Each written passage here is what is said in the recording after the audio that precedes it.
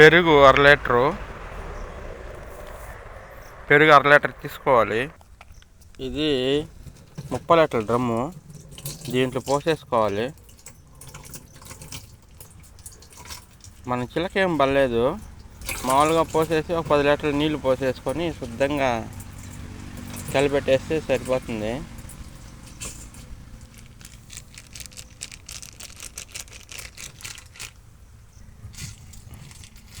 శుద్ధంగా ఇట్లా పోసేయాలి. అవతల 10 లీటర్ల నీళ్ళు దీంట్లో పోసుకోవాలి.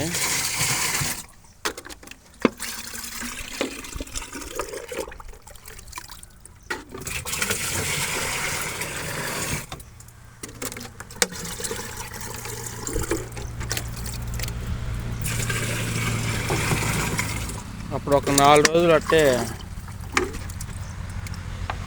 పొలై పెట్టేస్తే అట్లా బటర్ మిల్క్ ద్రావణం తయారవుతుంది.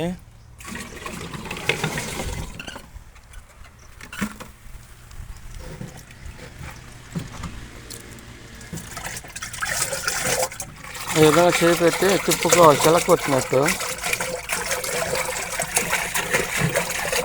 బాగా కలిసేటట్టుగా చూడాలి.